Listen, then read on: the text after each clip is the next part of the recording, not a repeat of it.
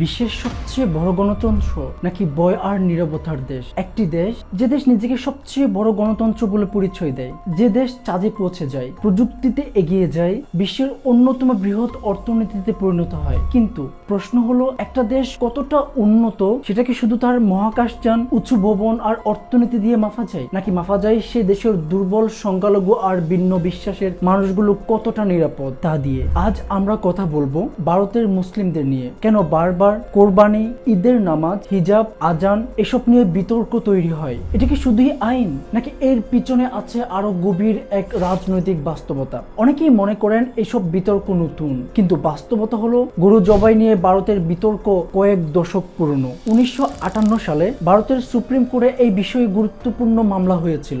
আদালত তখন বিভিন্ন রাজ্যের গরু সংরক্ষণ আইন বহাল রাখে। এরপর 2005 সালে সুপ্রিম কোর্ট গরু জবাই বিরোধী বিভিন্ন আইনকে বৈধ বলে রায় দেয়। অর্থাৎ বিষয়টি শুধু ধর্মীয় নয়, এটি আইনি, সামাজিক এবং রাজনৈতিক বিতর্কের অংশ। কিন্তু প্রশ্ন এখানেই শেষ নয়, কারণ মুসলিমদের একাংশ মনেই করেন যখন তাদের ধর্মীয় উৎসব বারবার বিতর্কের কেন্দ্র চলে আসে, তখন তারা নিজেদের সমান নাগরিক বলে অনুভব করতে পারেন না। 2024 সালে ঈদুল আজহার আগেও ভারতের বিভিন্ন অঞ্চলে কোরবানি নিয়ে কড়াকড়ি আরোপ করা হয়। কোথাও নির্দিষ্ট স্থানের বাইরে কোরবানি নিষিদ্ধ, কোথাও প্রশাসনিক বিধিনিষেধ, কোথাও ঈদের জামাত নিয়েও বিতর্ক।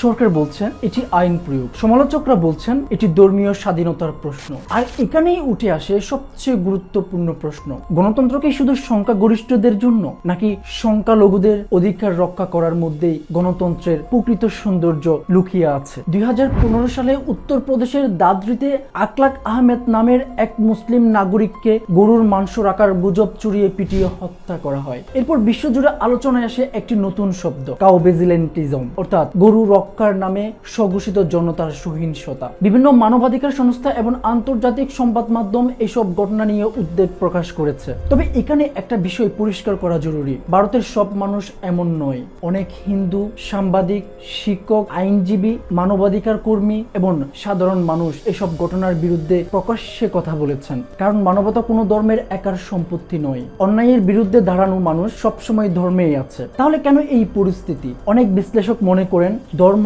এখন শুধু বিশ্বাসের বিষয় নয়, অনেক সময় এটি রাজনৈতিক অস্ত্রেও পরিণত হয়েছে। কারণ মানুষকে ধর্ম নিয়ে ভাগ করা সবচেয়ে সহজ। যখন মানুষ হিন্দু বনাম মুসলিম বিতর্কে ব্যস্ত থাকে, তখন বেকারত্ব, দুর্নীতি, শিক্ষা, স্বাস্থ্য এবং গুরুত্বপূর্ণ প্রশ্ন অনেক সময় আড়ালে চলে যায়। একবার ভাবুন, একটি ছোট শিশু নতুন পোশাক পরে ঈদের নামাজে যাচ্ছে, একজন বাবা কোরবানির প্রস্তুতি নিচ্ছেন, একজন মা ঈদের রান্না করছেন, কিন্তু তাদের মনে যদি ভয় কাজ করে, আজ কোনো সমস্যা হবে না তো, আজ কেউ ঘৃণার নিশানা বানাবে না তো, তাহলে সেই ভয় শুধু একটি পরিবারের ভয় নয়, সেটা একটি সমাজের ব্যর্থতা। আজকের প্রশ্ন শুধু ভারতকে নিয়ে নয়, আজকের প্রশ্ন পুরো মানবতাকে নিয়ে। কারণ পৃথিবীর যেখানে কোনো মানুষ তার ধর্ম পালন করতে ভয় পায়, সেখানে গণতন্ত্র দুর্বল হয়ে পড়ে, সেখানেই মানবতা পরাজিত হয়। আজকের ভিডিও কোনো ধর্মের বিরুদ্ধে নয়, কোনো সাধারণ মানুষের বিরুদ্ধেও নয়, আজকের ভিডিও অন্যায়ের বিরুদ্ধে। কারণ একজন মুসলমানের ঈদের অধিকার যেমন গুরুত্বপূর্ণ, ঠিক তেমনি একজন হিন্দুর পূজার অধিকারও গুরুত্বপূর্ণ, একজন খ্রিস্টানের